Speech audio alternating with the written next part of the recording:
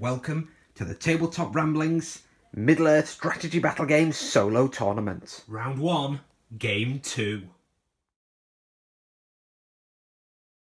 First round of the tournament is Command the Battlefield. Round 1, Game 2 pits the Witch King against Boromir of the White Tower. In this tournament, 4 champions are battling it out for first place. And in today's battle, we have the Witch King of Angmar facing down Boromir of the White Tower. Victory here will secure the first step towards total tournament victory.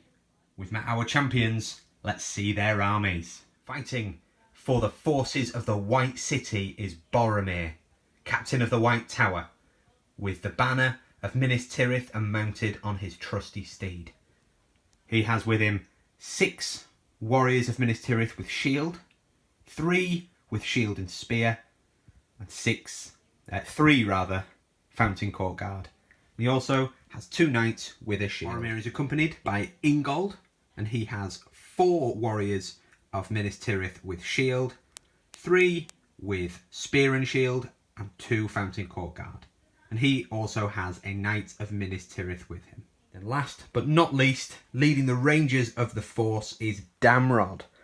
He has with him 4 rangers with spear and 2 knights with shield. 600 points of Minas Tirith. The Witch King of Angmar leads his fell force from atop a black steed. He has 3 might, 12 will, and 3 fate. He's accompanied by a Dead Marsh Spectre, a Warg Rider with shield, and he has 3 orcs and 4 spearmen. They all have shields. Now we're using the Moranon orcs here to proxy in for just standard orcs. The Moranon orcs are all that we have with us, but they will just be using the normal Angmar orc profile. The next warband is a Barrow-wight. This is the Barrow-wight, this Age of Sigmar ghoul. He's also got with him a very similar warband of 3 orcs with shield and 3 with spear and shield. He has a Warg Rider with shield and a Dead Marsh Spectre. We then have a captain on Warg with shield. He can be told apart by the fact that he's pointing. All good leaders point. He is accompanied by 3 orcs with shield and 3 with spear and shield. Then the final warband is the Spectre. The Spectre has 4 orcs with shield and 4 with spear and shield. He's also got a Warg Rider with shield, and he has a Spectre with him. Quick shout out to Leon, who pointed out on the Facebook group that the shade that we were going to be using was only on a 25mm base. So he has now been mounted onto a 40mm and is waiting to be based when the paints arrive from eBay. Is the battlefield for today. It's quite an open field with some scattered trees, some scattered ruins. There is a little archway there over the river statue, and then this centrepiece here has a long abandoned battered trebuchet and a bolt thrower that will of course just be scenery for this and non-playable objects. The scenario that we're playing today is Command the Battlefield.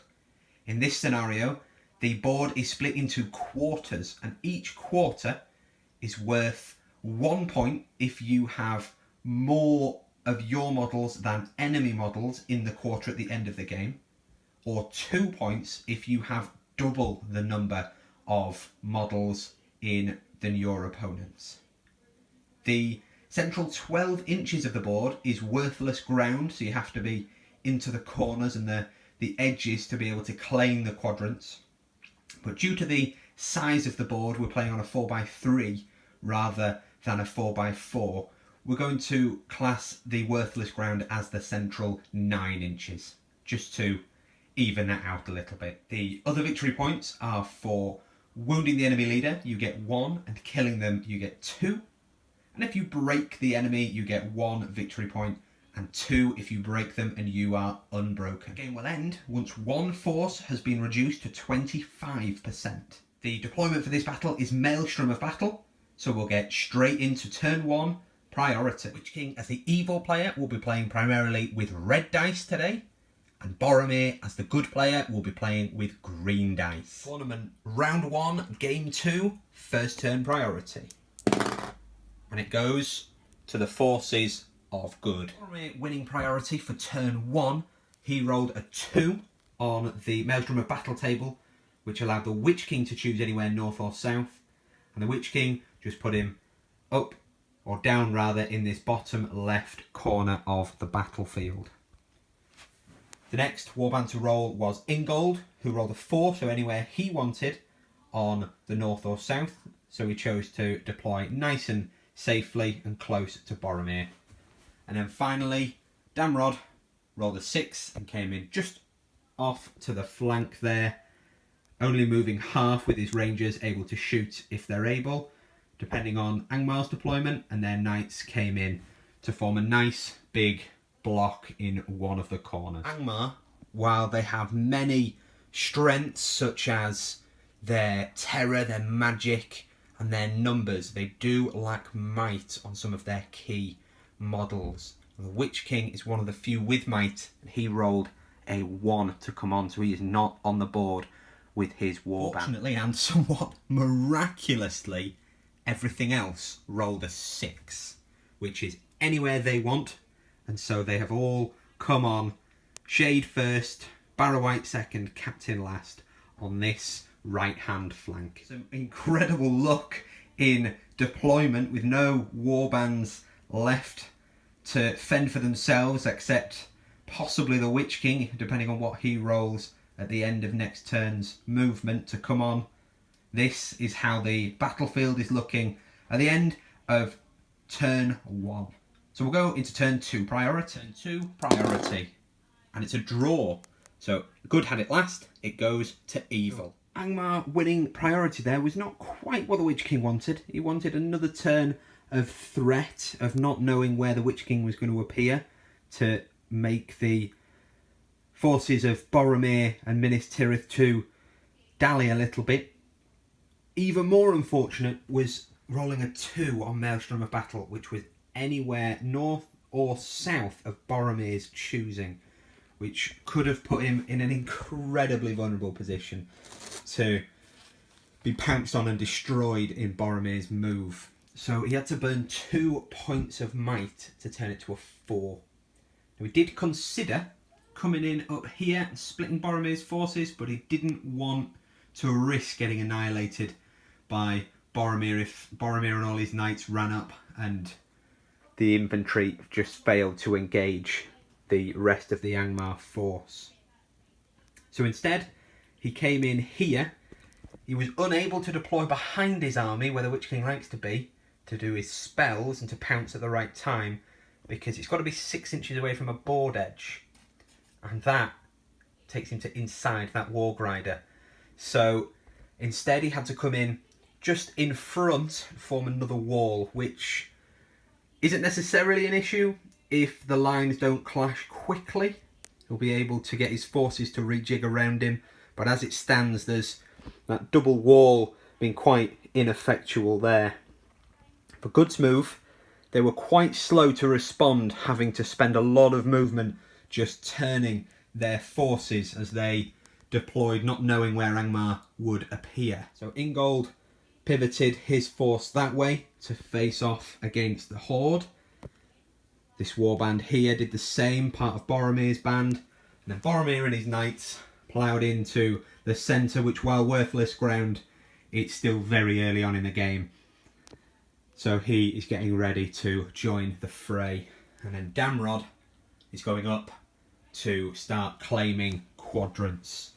The forces of Angmar are not too concerned at the moment about taking quadrants and are just thinking about destroying as many of the warriors of Minas Tirith as possible and then sorting out the objectives once they've taken a decent foothold on the battlefield. This is the battlefield at the end of turn 2. Still very much a manoeuvring game, no combats and no shots. So we will go straight into turn 3 priority. Priority, turn 3. And it goes to good. End of Good's move. Boromir has just shuffled up so that he's outside of 12 inches of those orcs. So if they get priority next time, he'll still be out of charge range. He's just getting ready. This block of infantry have moved up, able to commit to either direction as required. And then Ingold's band here have just tucked back slightly so that they're out of range of a compel and charge from the Witch King. And Damrod's band have just moved up that way. The reason that we've come in, though, at the start of the Angmar move is that as much as the Witch King's compel would only move him forward 3, so he would still be out of charge range, the Wraith there, forgetting its name, the Spectre, can make him move a full move if he fails a courage test. So Ingold is going to have to make a courage test or be moved a full move, which would take him into a vulnerable position. But he easily passes that courage test. Of turn 3 movement, the orcs just advanced as one big blob. The Witch King, coming forward slightly into range of Boromir there, just used 1 will to cast Drain Courage on Boromir. It's a 2+, and on that 3 it's cast. Boromir has had to just ignore that, draining his courage from 6 to 5, saving his will there for crucial resists such as Transfix and Command. This is the battlefield at the end of movement and at the end of the turn. The way that deployment has come about with Maelstrom of Battle, all of the archers are out of position and unable to shoot, so they're going for objectives rather than shots. And the lines haven't quite clashed yet, although that is more than likely going to start to happen in the next turn. So we will go straight into turn 4's priority. Turn 4. And it goes to good. At the end of the movement phase, the lines have clashed down at the bottom here and have not quite engaged up at the top because Boromir rolled a double 1 for his courage to charge. At courage 6 down to 1 because of the drain courage, making him 5. Even with the Gondor bonus taking him back up to a 6, it was just not worth 2 points of might or will. So with him not charging, the knights decided to pull back to be able to counter charge next turn, depending on what the orcs do. Down here, this chap was compelled to run away by one of the Marsh Spectres. Dead Marsh Spectre, they're making him run away. A couple of other Dead Marsh Spectres did try and use a Fell Lighters in You to make some of the others run, but none of the other Gondorians failed their courage. The Barrowite used 2 of his 5 points of will to try and paralyse Ingold, but on a 1 and a 2 that didn't go off. And then here, just to add insult to injury, the Witch King cast another Drain Courage on Boromir, who again just couldn't risk getting paralysed and transfixed later on when it's more crucial, so he's accepted losing another point of courage. So it's the end of the move. There's no shooting because, again, the Rangers are all well out of position and behind their own line, so they are trying to claim board quarters for the objectives of the game. So we'll go straight into the combats, and the Shade will activate its ability to reduce the dice score on all of the rolls for enemy models within 6 inches. Right down at the bottom of the board, we'll start off with this fight. They are outside of the chill aura of the Shade, so it's just a straight 2 on 2, and it very much goes to good. with that 6 there, needing 5s to wound. Oh, but not quite enough to bring down an orc. We'll back those away in a second. The next fight, 2 on 2 again. This one's also out of the range of the shade. It is a draw. So on a 1, 2 or 3 it's evil. 4, 5 or 6 it goes to good. And it's a 5. So 5's on 2 dice to kill an orc, but no. Still unable to break through those orcs, so they'll back away. So the next fight will be within reach of the shade, and that is 2 Angmar orcs against 2 warriors of Minas Tirith and Ingold. So Ingold will be the big blue dice, the green dice will be for the warriors, and then the 2 orcs will be in red. And these are all in range of the shade there. Oh, one falling off, but that doesn't matter because good have very much got the 6, but it's down to a 5 because of the shade. And evil have a 6. So Ingold can spend might to win the fight, but at this point it's probably not worth wasting might there. So it goes to evil. Ingold has lost that combat, and it will be evil taking strikes, but because he has resolute fighter, himself and any friendly warriors within 3 inches don't back away, even if they lose a fight. It is the orcs that back away, which is crucial in keeping shield wall in place, which means if a model's touching at least 2 other friendlies with a shield, then they have +1 to their defence. So Ingold is defence 8, which will be 6s by 4s to wound him, and defence 7 on the warriors. So the orcs, just to try and get some kills, are going to go for the standard warriors, needing 6s. So that is a 4 and a 2. So no wounds there. So the next fight that we'll do will be this 1-on-1. And it goes to the forces of Mordor there. Angmar, in fact. Getting confused by the proxies. No, so no wound on him. And it is the orc who backs away. And then here we've got 4 on 1 there who will shield. So that's 4 on 1 who's shielding. And that's a cock dice. Oh dear.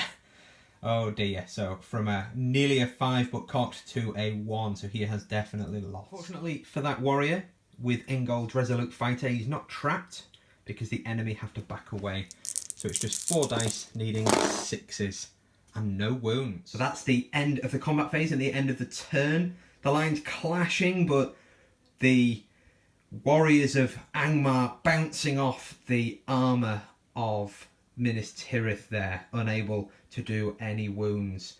So we'll come back for turn 5 priority. Turn 5 priority, and again it goes to good. And we're looking at the end of movement for turn 5. Damrod and his rangers splitting up a little bit. These 3 rangers coming off to try and take the right top quadrant, and Damrod and his friend fully securing that top left. 3 of the knights have peeled around this central block to try and come round and hit the rear of the line. And 1 warg rider is just waiting patiently to pounce next turn. Down in the central bit of combat, things have been very eventful in the move phase. So Ingold and his line tried to advance. The first 2 warriors here passed their courage tests, but then Ingold on a 3 completely bottled it. So to help out and reform the line, these 2 just moved back to form a shield wall. This line here engaged. Boromir made his charge. They're round here to just not risk leaving that flank open next turn. This warrior didn't take a courage test to charge, and he stopped outside of an inch, but just blocking off that path there. Then in Evil's move, everything opened up, charging that flank and a few shimmying round to allow the Witch King his charge. The Witch King rolling a 6 for his transfix there on 1 dice. Managed to transfix Ingold, who only rolled a 3 to resist.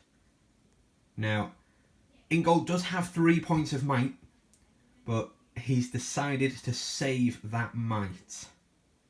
He doesn't have the equal fight in this fight, so he is at a massive disadvantage against the Witch King, who with the crown will have 4 attacks on the charge.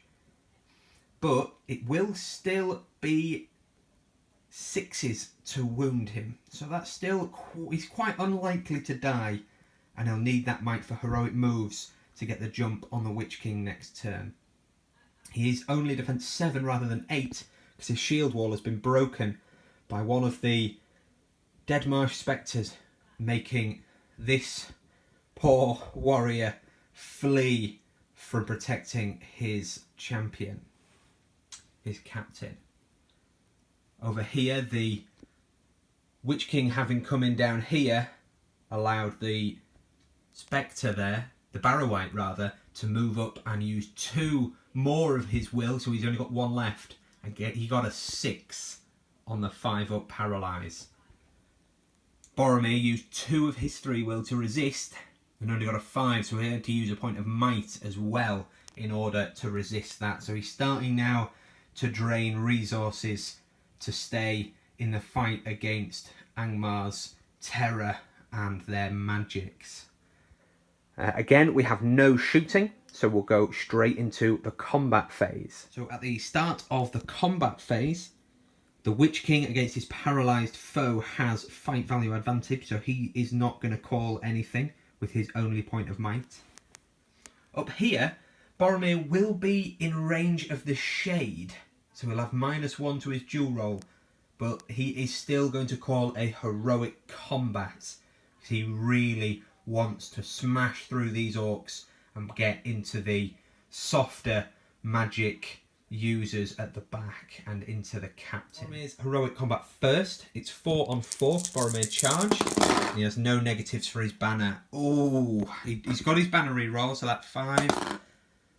No, so the orcs have won that by 2 because the 5 has dropped to a 4 there. After a moment to think, Boromir has decided that he will spend 2 points of might to take that 5 that's gone down to a 4, back up to a 5, and then up to a 6 to win. He really wants this heroic combat to go off. He needs to smash through. So that is going to leave him with just 2 might, which could be a little bit risky, but he's currently got the board control, and he really needs to smash in and break Angmar before his will fails him. Boromir smashing into that first one. His first set of double strikes is not a kill. He needs 5s to wound these Angmar orcs. No. So he absolutely must get this. He does. And then the other last orc needs a 5+ here for that combat to go off. And it doesn't go off.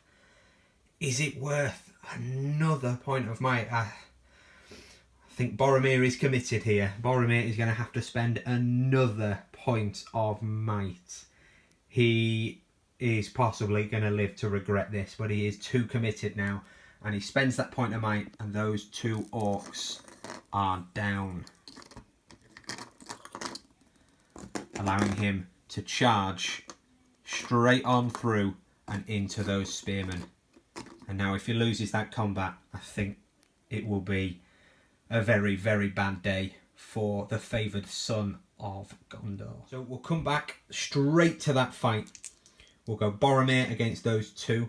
This time those 2 are going to shield, so they've still got 4 dice and the shade that's really pulling its weight already.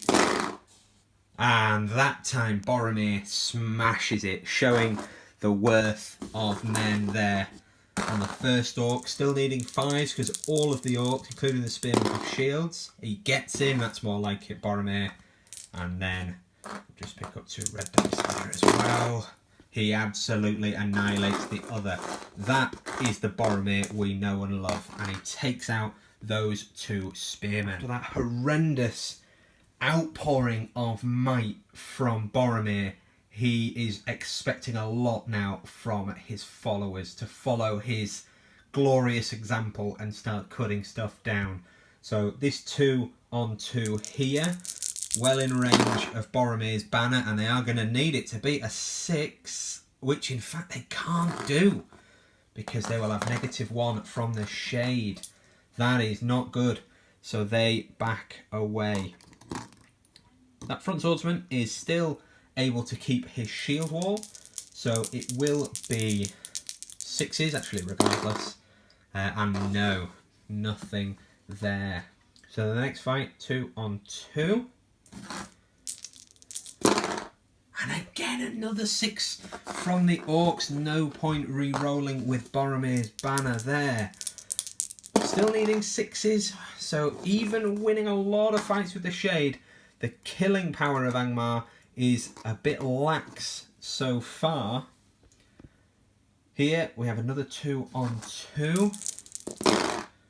And again another 6, even the 6 with the higher fight value by far. 5-3 is not anything when the shade is around. The banner there giving fight value to all the troops around, but the shade -1 trumps all. So 6s to wound. They've won every fight so far on a 6. Can they wound on a 6? No. No, still unable to break that armour. So the next fight is this one. He could well be trapped, that poor little man of Minas Tirith. But then so is the orc. So trapped on trapped. Who will prevail? Oh dear. It goes to the orc. There is, however, the Boromir banner. Can it actually do something to be worth its points cost? Yes. Yes, it can. Here we go. A 5. Oh, even better. It is a 6. And that is a dead orc. With the positioning of the shade there in a very central point, every combat this time will be affected. So all of these down here as we go into this 2-on-2. Oh, and evil get it. Well, that should just double check the banner range, although he is well out. But we'll just measure it. Tape measure is mightier than the eye. He is in 6, so there will be a banner roll. Needs a 5 to win. No, so it still goes to evil there. So here, this Dead Marsh Spectre has a Blade of the Dead. So he'll be striking on the courage of 4 of that Warrior of Minas Tirith. So he's 3 base and then +1 because of the Gondor bonus. However, it is then -1 because of the Witch King, just noticed. So he will actually be wounding strength 3 on courage 3, which is 4s. So the purple dice will be 4s and 6s on the red dice. But no, nothing there. Because of Ingold's ability being passive, they are backed away. The next we have a 2-on-2 there. Just gather up some dice. Oh, and again on a 6, it goes to Angmar. Unbelievable. But no, complete inability to wound. Stay back away. We'll come back to the Witch King in a second. And we'll just do this fight here, 2-on-2. Oh, and another 6. Just really rubbing it in there. Come on, Angmar. Can they get a 6 to actually wound? No. Still completely unable to deal out damage. So in fact, contrary to the norm, it is the winners that back away because Minas Tirith won't back away with Ingold's Resolute Fighter special rule. So then these two, he is in base, but we've just knocked him. 2-on-2. Another one. Can Minas Tirith win a fight? No. Unfortunately, they are destined to never win, it would appear. A 6 to wound. No.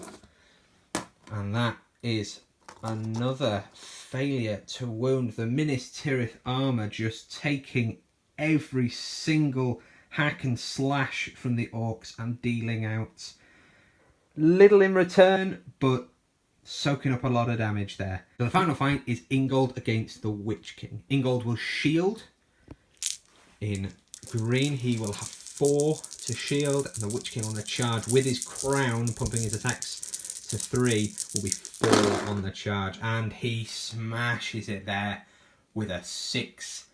And the shade helping him out, and higher fight value. Very much winning that. So he does need 6s to wound, but these are all re-rollable. Ooh, lots of 5s there. We'll remember that there's a 5. These are obviously all done at the same time, so we can might them if he needs to. 2 6s there. So yes, he will might up one of the 5s to a 6 with his last point of might. So he is spending nearly as quickly as Boromir there. But he's spending that to guarantee the kill. So Ingold's gamble there, keeping his might, has not paid off. Ingold is dead. Very little might left on the board. And that has been quite a nasty combat phase. This is the board at the end of turn 5. The Spectre draining every last drop from Boromir, taking out 4 of his points of might there in a heroic combat attempt. Just with those negative ones on the duel was massive. Angmar won nearly every single fight. Despite that, they did nothing. Bouncing off the armour of Minas Tirith, which has led to no warriors of Minas Tirith falling, and yet 5 orcs going down. However, Ingold has fallen. The Witch King annihilating him does balance things out.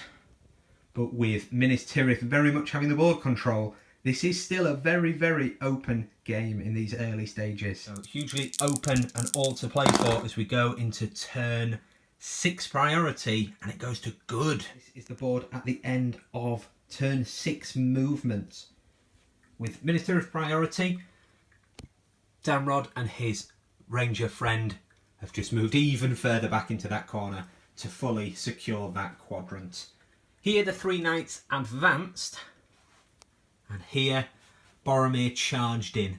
He didn't need to take a courage test to charge, nor did these, because the Angmar special rule from their army bonus is that orcs cause terror if they're within 3 inches of a spirit model, rather, which of the spirit hero, crucially, not just model, so not the spectres. It is the likes of the wights, ring wraiths and shade. Nat White wasn't there at the time, so he was able to get in with a couple of his friends. Along here they've charged, just forming that wall and hoping to munch through some orcs. Down here, a couple failed their courage tests. One ran away from a fell light is in you, and then the rest managed to charge. He managed to get in on the Witch King just to tie them all down and stop the Witch King from doing any magic. This Spectre in the evil turn managed to make one of the warriors run and just generally get in to get stuck in with those blades of the dead. Here the forces of Angmar rejig to form a second line just in case Boromir does break through, either for next turn or if he's brave enough to waste his last might on a heroic combat. Crucially, the captain that was here with his warg riders, instead of holding the breach, has come up here to try and get the jump on those knights and smash them in to start taking quadrants of the board for the objectives. Good in terms of board control, quite high risk if Boromir is able to start gaining momentum. He is at less risk now as well, as the white with his last point of will rolled a 1, trying to paralyse Boromir. So Boromir now only at risk from the Witch King's magic. So that is the overview of the movement. There'll be no shooting once again, so we'll go straight into the combat. So we'll start up here with Boromir. Boromir is just on 1. The other chap that he's in has been countercharged, assuming that Boromir will be surrounded by cavalry which didn't happen. So he is putting all 4 of his attacks just into 1 orc. He's not going to call a heroic move with his last point of might rather. So he has won the fight.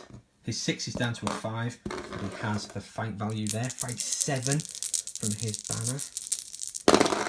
And he absolutely annihilates the solitary orc that he was against. So he has killed him. We're just dragging that other orc away. That orc against 2 will just do now. The orc's going to fight it. He is in range of the Spectre, which has activated, we forgot to mention. Oh, but it doesn't help him. There we go. The 6s have gone to Minas Tirith now, and he has died. Here we go. Minas Tirith now on the warpath. While we're up here, 2 on 2. Ooh, a draw. The shade is in range. We can just check that. So it goes to evil, and there is nothing there that good can do. Needing a 6, and there it is. There's the 6. Good. Back away, and in the process he dies. The first Angmar orc kill. A momentous moment for the orcs. Let's go along the line. We've got 2 on 2 there. And Angmar have lost. Maybe their streak is over, although it's just swapped across now and winning Minas Tirith, but unable to wound. Here, another 2 on 2. Again, Minas Tirith. Can they get a 5 to wound? No. Oh dear, a very low wounding set of armies here. They back away, and we have 2 on 2 again. Again, it goes to Minas Tirith. Here we go. Big numbers, 5s and 6s. A 6. And down goes that orc. So he backs away, and he is down. Starting to whittle away those numbers. So 2 on 1 here. That warrior of Minas Tirith is going to shield, because he is, while not trapped, he's at a disadvantage, especially with the shade. Oh, but shielded will do nothing against that 6. And the shade, we'll just swap the shade out to purple, because he is wounding on 4s. But again, unbelievable. The shade and the orc, not shade, the Spectre there has failed miserably to do anything at all. So here we have a 2 and the Witch King on dear me, losing our words here. So the Witch King and 1 on 2. The Witch King in red, Minas Tirith in green, and then the big dice is the orc. And the orc is going to stab.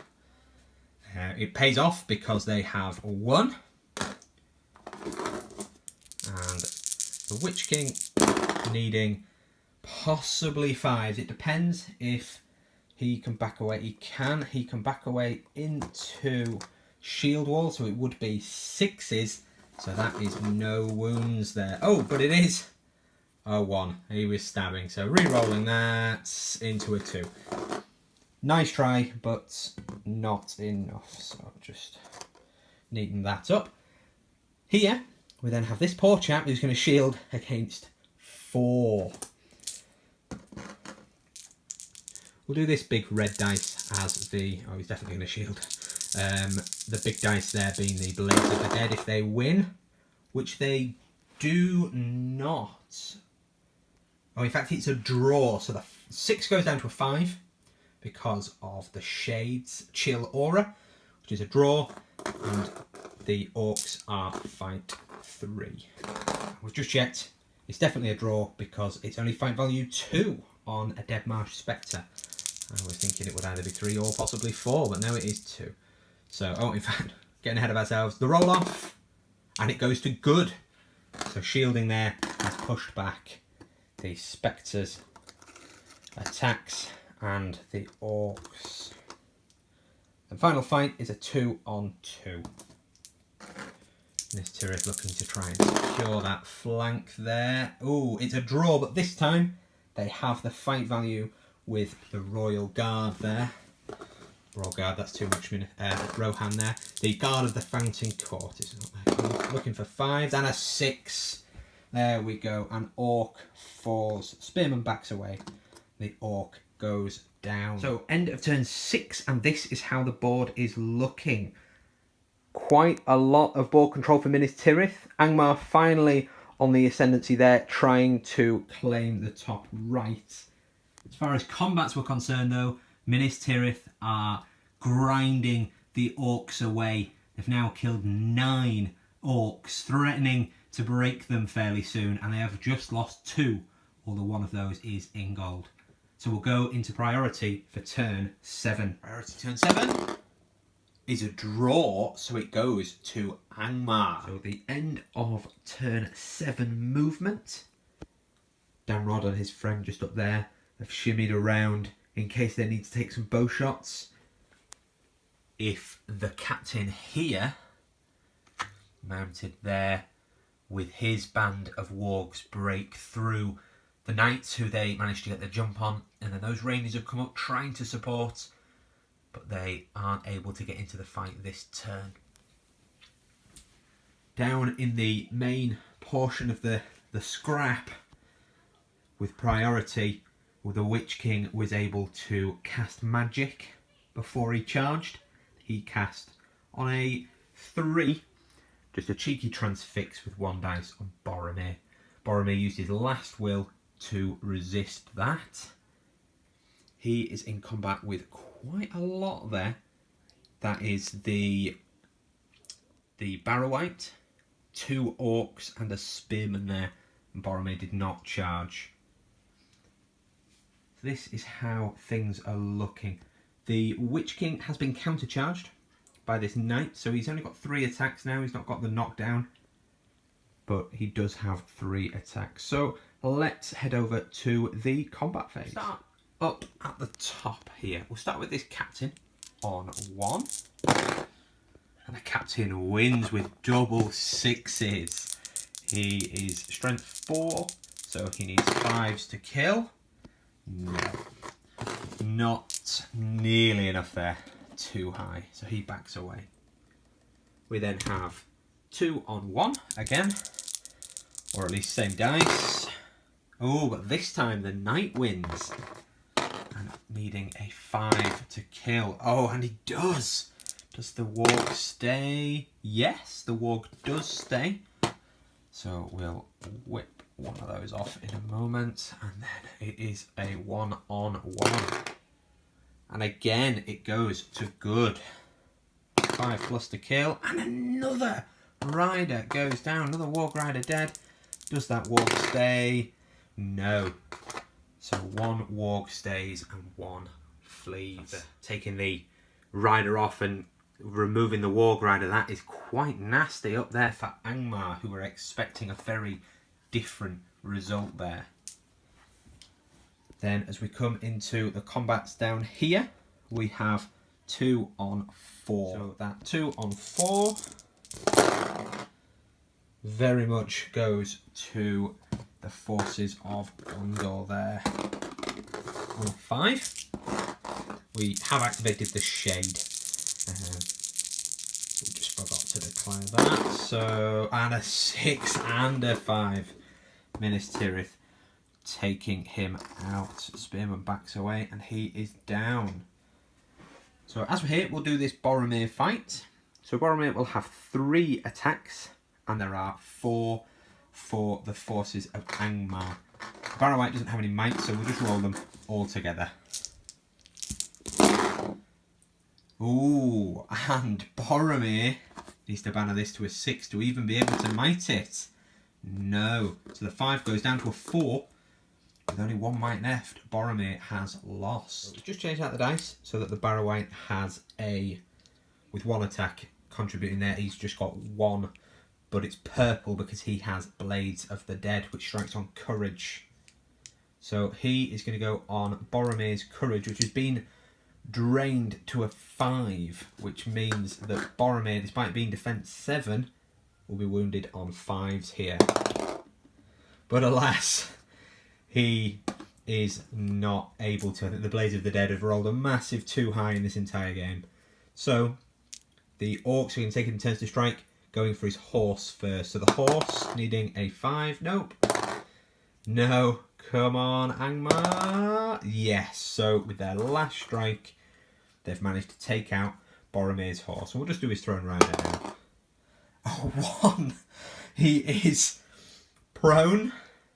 Oh dear, Boromir. And does it wound him? It would need a 6 to wound him. No, but very, very close there on a 5. We'll grab his dismount. Ouch. So Boromir there, represented by that green loom band, is prone. Knocked off his horse in the dust. Dear me. That all coming down to the shade, which does seem to be one of the only things performing in this Angmar list. So the rest of the combats, we have 2 on 2. And we'll go through those. And it goes to Forces of Good. Needing a 5 to wound. No. They are unable to break through. We then have another 2 on 2 there. And on a draw, only it's not, because that 5 goes down to a 4. So banner reroll for the Boromir banner. No. Again, Shade doing everything here. Needing 6s to wound. No. Not good enough. And this is the lesson that every orc from Angmar needs a pick or an axe or something to be able to piercing strike. So here we have 2 on 2. And again, that 5 drops to a 4 because of the shade, but re-rolling with the banner to a 6, which as much as it drops to a 5, does win on fight value because of the Fountain Court Guard. Rolling, needing 5s, and that is a wound. He backs away, and he is dead. Just shimmy him around. And the next fight here, 2 on 2. So in fact, it wasn't this, we've just put that orc back. It was this fight here. Getting a touch confused, so it is him that has died there. So the next fight is this one here. So a 1 on 2. And that Warrior of Minas Tirith is going to shield, even though it is paper swords from Angmar. He's got the banner from Boromir, which takes him to a draw because the 5 goes down to a 4. So on a 1, 2, 3, it's Angmar. It is Angmar. So we have Blades of the Dead wounding on 4s. And hey, there we go, Angmar. Well done. That is a 6. I've not seen those for a very long time. And there we have a warrior down. So we come to the combats down at the bottom of the board. Do this one here, a 2 on 2. And it goes to Angmar on the 6 there. Again, needing 6s. No. No, they've rolled a lot of 5s and a lot of 1s. If they were brave enough to stab, then they'd possibly do a little bit more. Here we have do this one because he'll be trapped.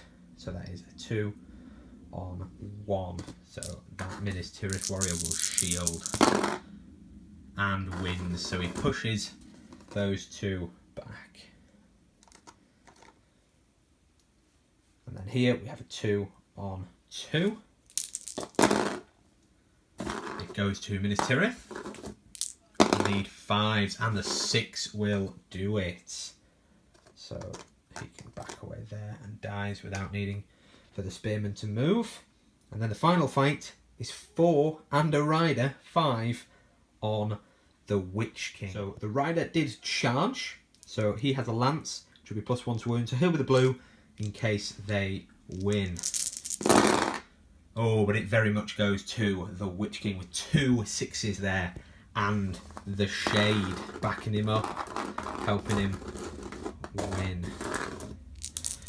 So we'll just see if they can back away, in fact, and maintain shield wall. So will make all the difference. Yeah, so they'll be in shield wall. He backs away. So he will need on even defense 8 for that shield wielding Fountain Court guard. It'll still be 4s, 6s rather, with his strength 4. But it will be 5s on the knight. So we'll go for the knight first. Not quite. Not quite. And very much a no. So that's not so great for the Witch King, but at least he didn't lose and lose his horse. This is the battlefield at the end of turn 7. Another brutal turn for Angmar, who are just failing to break through the armour of the warriors of Minas Tirith, and they are hemorrhaging warriors. They're getting very close to broken now.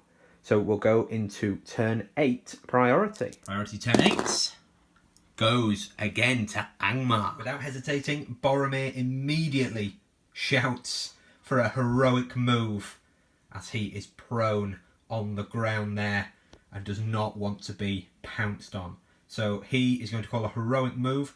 There's no might down here to contest it, so he'll get to move first. With absolutely horrific courage rolls, most of that heroic move failed to do anything. With these two failing, this guy failing, and most important of all, Boromir himself failing on a 3. So he has failed to charge, which means he has failed to stand up. Is the board at the end of turn 8 movement. Up here, the Warg Riders have engaged. This lone Warg has charged 2 to allow this rider to charge 1 and a captain to go in on those rangers there. The rangers then just move to spear support their charged comrades. Here this knight held his position ready to countercharge if ever such a thing is possible, and this knight has fled from here where he was. The Fellight is in you, powered away by this Spectre, which has been quite a crucial move as Minas Tirith very much threatening to break through here. The Orcs have moved to just try and hold off the line. And then up here, taking advantage of a lot of failures to charge, the thin line did not engage there. And crucially, the white on Boromir, and a lot of moving around, some having to get well out of the fight, and 2 orcs having to charge into these 3 despite them not being engaged before, allowed the Witch King a bit of a Hail Mary to come in on that prone Boromir to try and kill him. So that is how things are looking.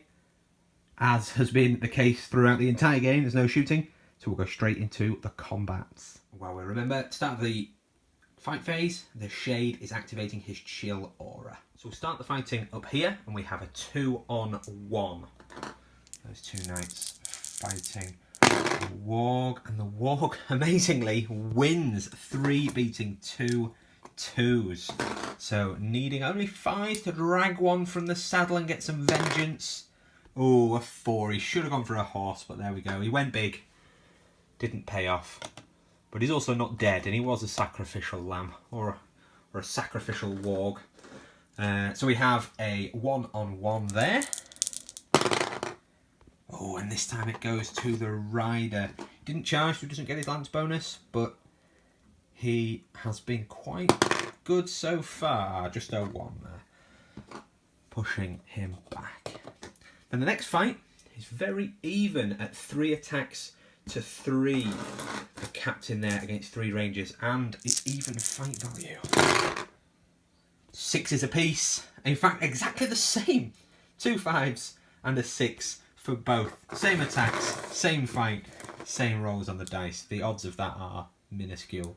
So a 1, 2, 3, it's the captain.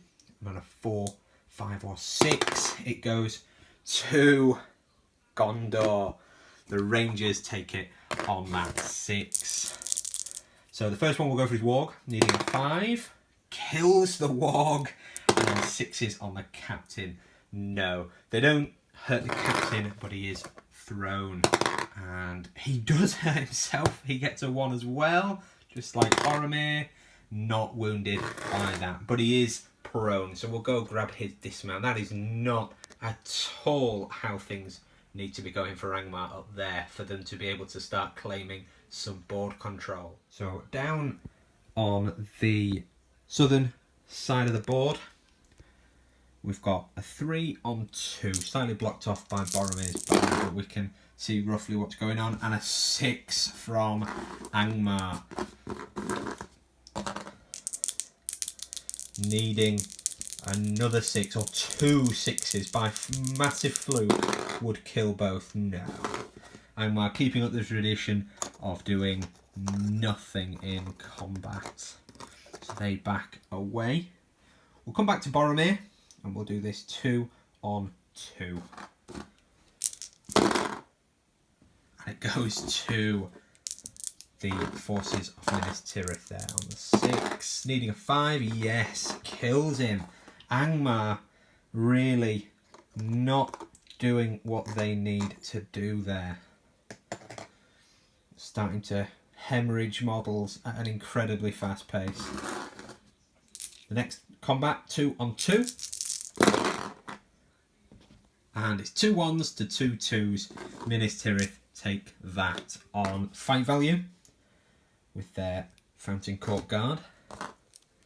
Angmar really wishing that they could have squeezed a banner into this list. Although winning fights has never been their problem, it's actually killing. So 2 and a 3, not getting the wounds there.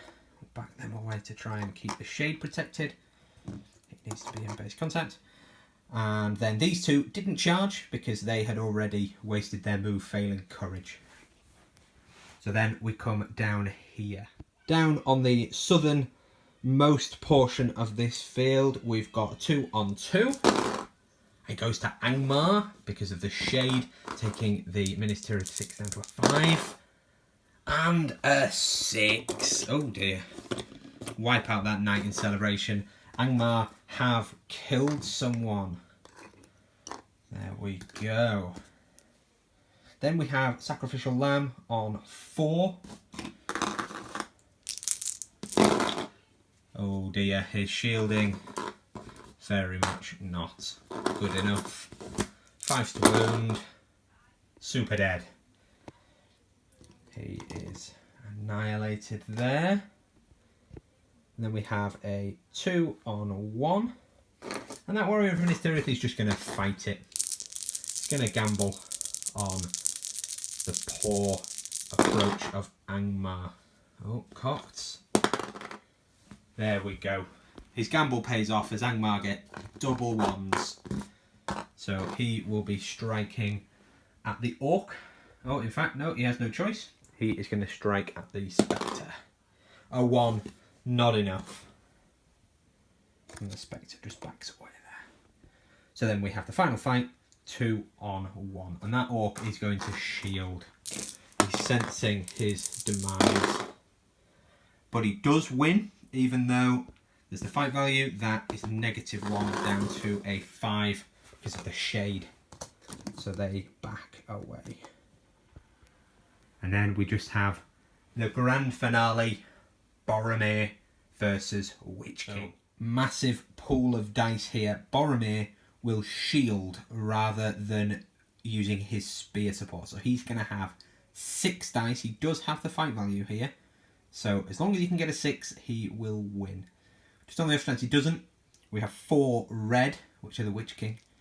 The big red is the orc, and then the purple is the white. So let's see what happens. Oh, and he doesn't get it. That 5 as well is down because of the shade.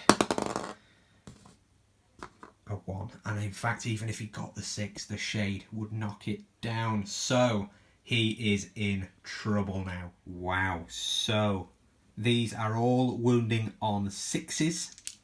He backs away, in fact. So they're all wounding on 6s, except the Blades of the Dead, yet to really do anything this game, but they will be wounding on 5s. And these are all re-rollable, or at least they're double strikes, so we'll roll them all again after this, because he is prone. So, do we get anything? 1 for Blades of the Dead. So that is a wound there. And then we roll them all again, looking for a lot of 6s to do some damage here to Boromir. Oh, and that is a lot of 6s. So the Blades of the Dead again. 2 wounds from the White, 1 from the Orc, and 1 from the Witch King in total there. So that is 4 wounds. And Boromir only has 3 wounds, but he does have 3 fate. So we can take them all at once. And he needs to save at least 2 of these. Oh! And Boromir absolutely bottles it. He saves 1, which means he's mitigated 1 of those 4, taking 3 wounds. Boromir is slain. And that is a big turnaround there for Minas Tirith against Angmar. So the end of turn 8, and this is how the battlefield is looking. Minas Tirith in an incredibly strong position throughout the board, controlling 3 of the sections of the board for point scoring. However, despite having killed nearly 3-4 times as many of the orcs as have fallen, among the dead for Minas Tirith are now Ingold and Boromir. So on the back foot, Angmar, but they do now have a heroic advantage. So this is going to be a very important few turns, and especially this next turn coming up, if Angmar can start clawing this through before they break and flee. Priority now for turn 9, and it goes to Angmar in the movement phase, and things are heating up. In the centre here, the Witch King has charged in. He's not casting any spells because he's only got 3 will left. He's quite a low will spec at only 12 will in total. Here, even the Shade has engaged in combat now. He's got 3 wounds, defense 8, so he's quite hardy. He is getting into combat now because Angmar are close to breaking. Every little helps now, holding back Minas Tirith. Down here, it's a very thin orc line. Minas Tirith looking to break through there and crush the remnants of the Angmar force in the centre. Up here, again for Angmar, things looking tight as the numbers game is not going in their favour. Captain has charged 1. This warg managed to charge and tag 2. And the warg rider then was able to go into infantry, which is what he likes to do, but he doesn't have the fight value and he is surrounded. So we'll see how that plays out. So let's go into the combat phase. And we will start with the 3 on charging warg there. And the rangers get a 6. So that warg is trapped. Warg rider rather. Needing 5s. Oh, and they absolutely smash him 2 pieces. 2 6s and a 5. He is very, very dead. And we'll split those between the rider and the warg. Should have done those individually. So then the captain on a knight. The knight didn't charge, so it's 2 to 1. The captain does win. And he needs 5s to take him out the saddle. And he gets in there with a 5 and a 6. Finally the captain doing some work. Here we have that plucky warg who survived last time. 2 on 1. See if he can do it again. And he wins. Another 6 or even a 5 with his strength of 4 will break 1. No, just a 1. But again, not dying. So staying there to take some of the heat off the captain is still a good thing. Fighting down here. We'll start with the Witch King because Angmar need a morale boost here. It's 3 on the charging Witch King. And the Witch King wins. There's no Boromir banner anymore. So can they back away and maintain? So he is in the fight, so he backs away and pushes him. And then he backs away to join them. So we just knocked him. But yes, they will have it. So it makes a difference for him, not for him. But we'll go for the elite first. It's 6s. No. Second set of strikes. No. Third set of strikes. No. Witch King's caught the Angmar. Inability to wound. No. So absolutely nothing for that point of will. But he has knocked those two prone. The next combat we'll do 2-on-1. Barrow-wight will be in purple with his Blades of the Dead. Oh, wrong dice there.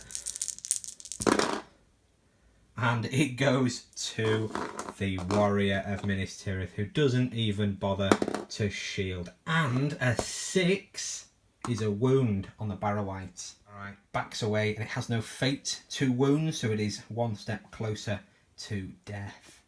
Next we have 2-on-2. Choosing the wrong dice. 2-on-2. And it goes to Minas Tirith. And then a wound on a 6. And another orc bites the dust.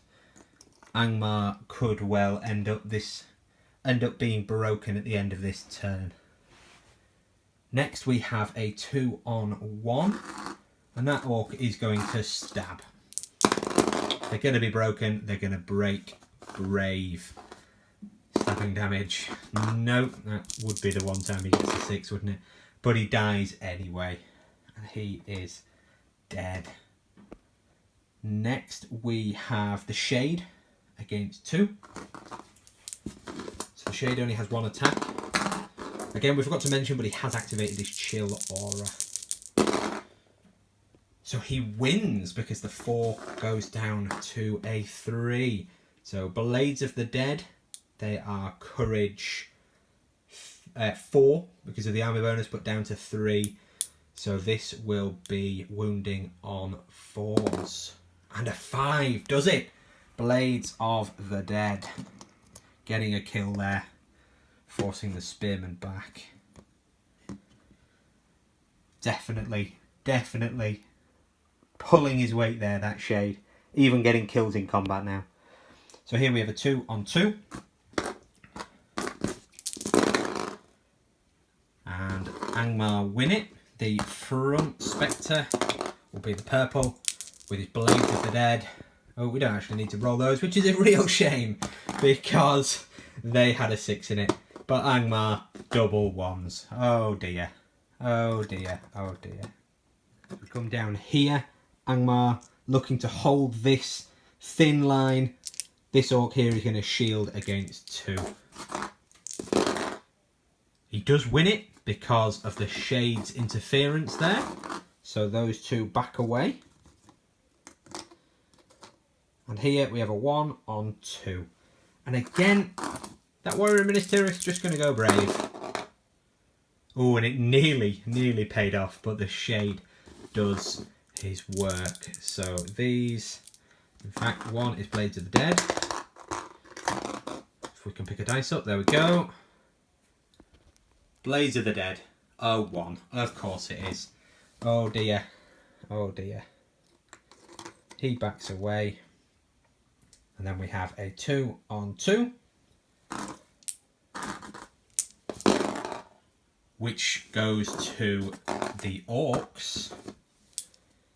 So he can back away into cohesion there, into shield wall, which makes him defense 8, which is now 6s by 4s. Not that they've ever managed to roll a 6. Oh, speaking too soon.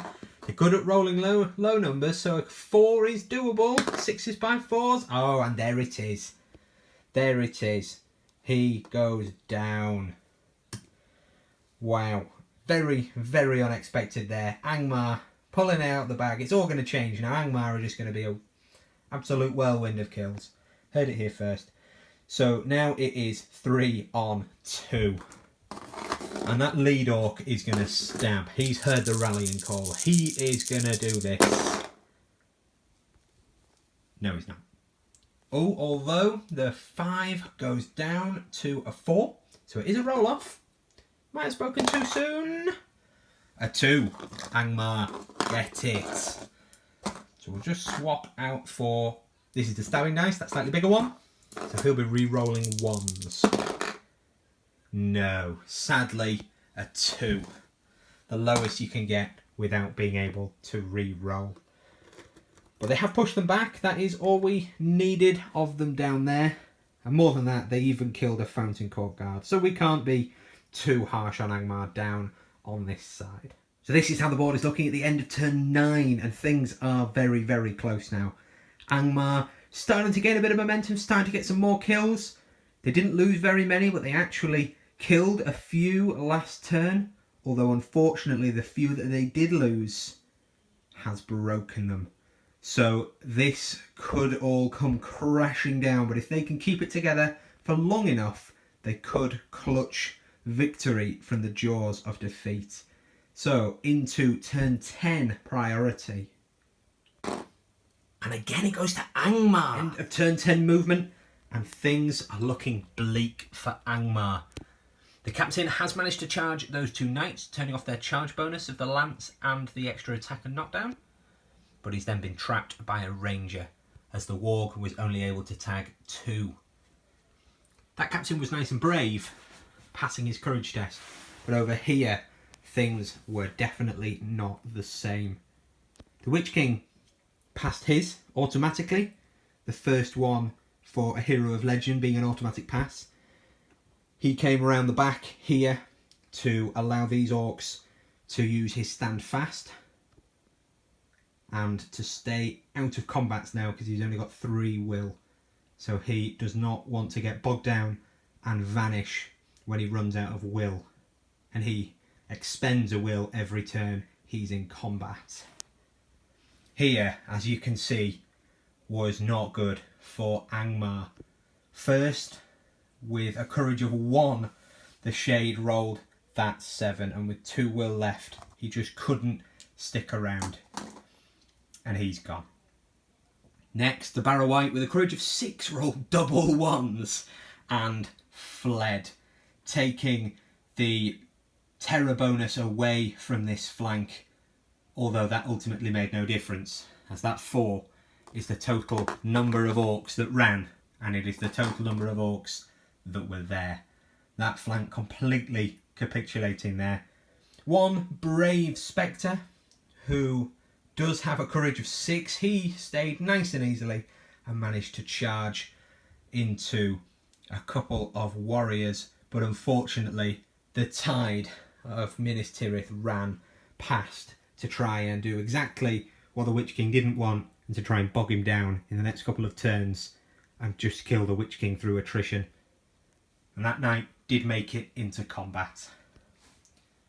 This knight, however, who has been backwards and forwards like a yo-yo, failed his courage test for a fell light is in you and ran away. I'm sure he'll be back, and I'm sure he'll be away again before this battle ends. Start the combat phase right up in this top right quadrant. We'll do the captain fighting normally against 2 knights with no bonuses and the ranger. Even fight because of the ranger. Oh, and it goes to the captain. So he, even though the ranger's an easier kill, he's going to go for both those knights because he does not want to get charged. Oh dear, he wouldn't have killed even a hobbit there on 2 with his strength 4. So they all back away. Next we have the 2-on-1. That warg has proven quite tough to kill. Oh, but this might be his time. The rangers there, hunters of the wild, used to taking on those animals that live there, needing 5s to wound him. Oh, and he dies twice. That is a dead warg and a very, very exposed captain there up in that top right. Down to the bottom of the battlefield, we'll do this 5 plus a charging knight against 1. So the charging knight will be the darker colours. He does have a lance. And they absolutely annihilate him there in that fight. Is the same going to be the case to wound? Yes. 3 6s. Absolutely pulverises him. And they were double strikes as well because he's trapped. So they all back away as they were doing the trapping. And he is down. Final few combats. We have a 2-on-1 in Angmar's favour.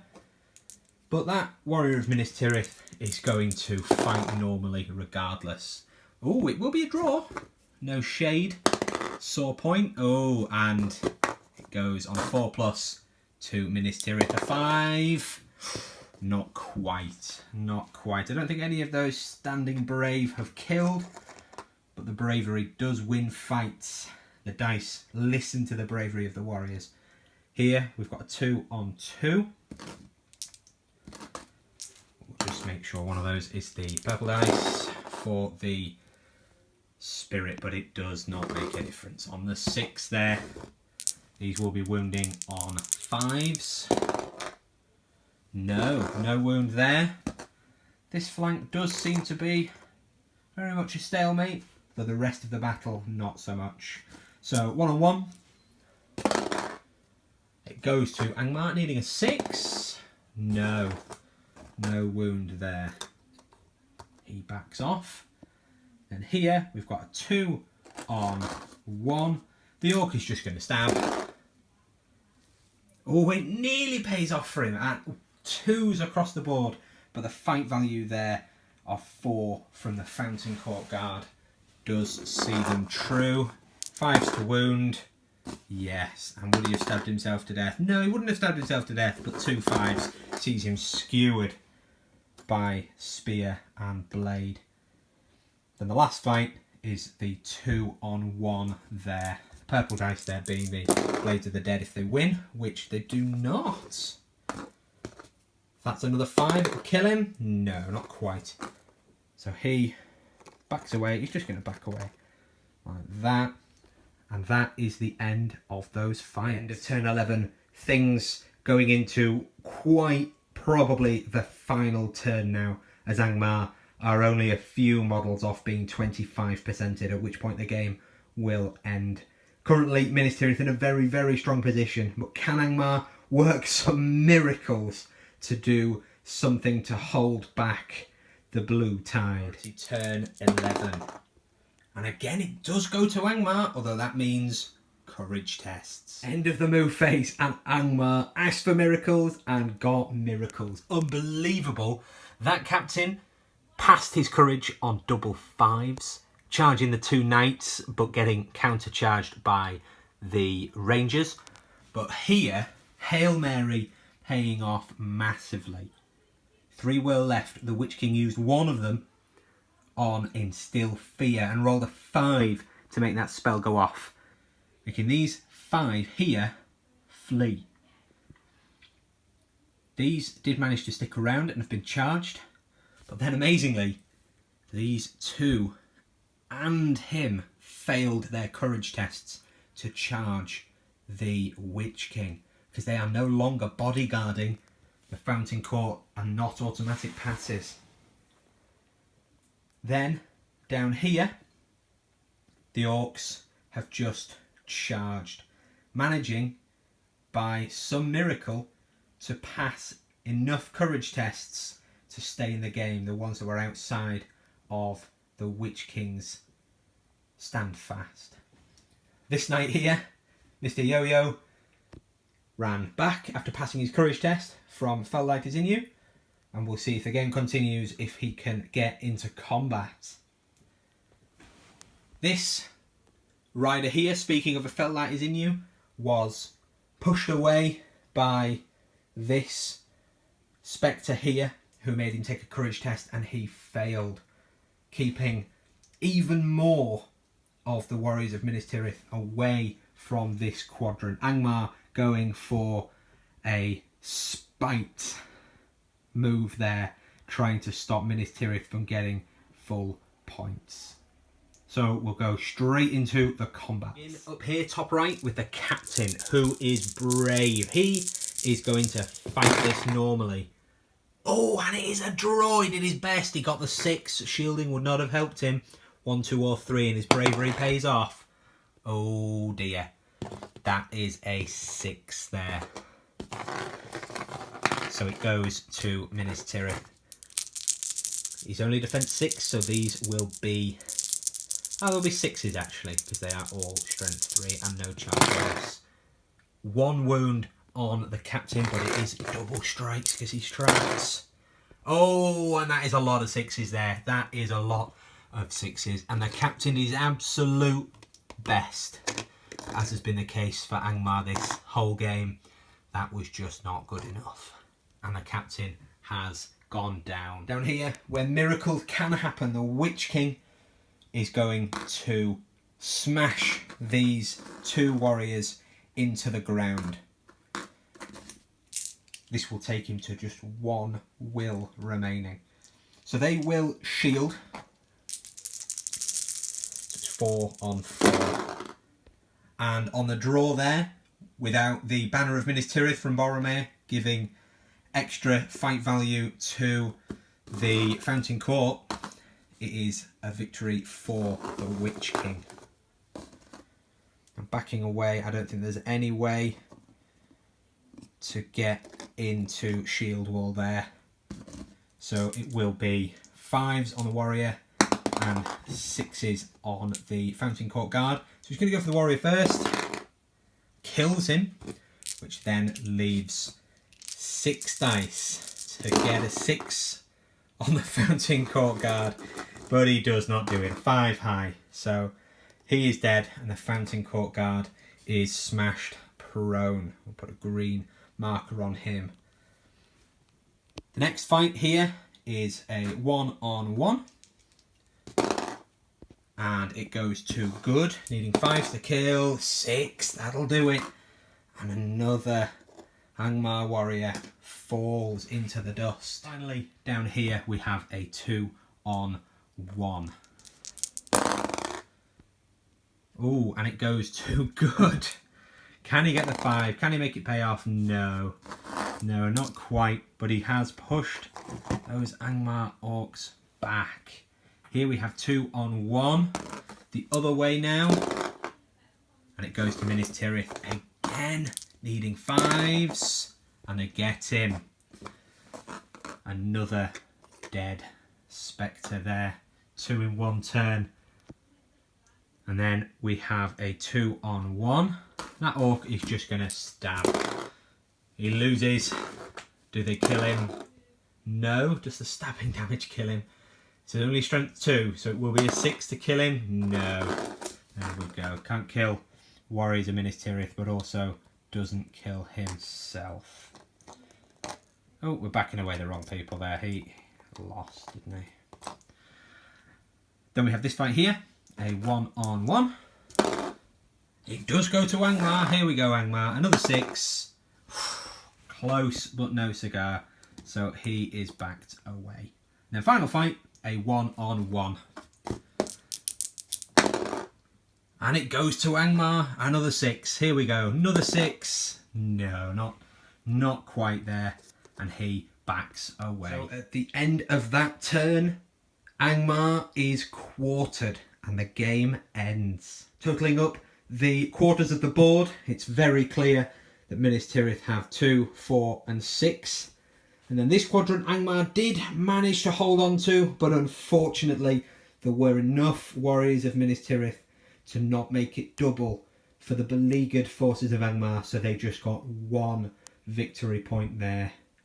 Angmar did manage to kill the enemy leader, which got them an extra 2 for killing Boromir, and the Witch King is still just with 1 will alive. So that is 3-6 to Minas Tirith, and then the final points for breaking. Minas Tirith are not broken by a long way. They may have been reduced to being led now only by Damrod, but they are in a very strong position here. So not broken, and they've broken the forces of Angmar, nets them 2 for a final score of 8-3 to Minas Tirith. With a convincing 8-3 win, Boromir is victorious and the Witch King is vanquished. Ironically though, Boromir paid for this with his life and the Witch King did remain on the field until the very end. So this game goes to Minas Tirith with a very strong position going in at the end of round 1 of this tournament. MVPs of the game, for Angmar, it must undisputedly be the Shade. He drained so many resources from Boromir, completely neutering him and winning so many fights with his chill aura. It is unbelievable how useful he would be. Angmar would have crumbled without the Shade much, much quicker. And then the MVP for Minas Tirith has to just be the humble soldier of the line. Just chewing through, staying strong, strong armour that bounced all but the most hardy of blows. The humble warrior of Minas Tirith is their MVP. Do you agree? Perhaps not. Do comment below if you think that it should be somebody different. So if you've enjoyed this, please do like, comment and subscribe and hit that bell button, as this is the second battle of a 6-game tournament, and then you'll be notified if you hit that bell button of each of the next battle reports that come out. So this has been game 2 of round 1 of the Tabletop Rambling 600 point Middle-earth strategy battle game solo tournament. Thank you very much for watching, and I'll see you next time.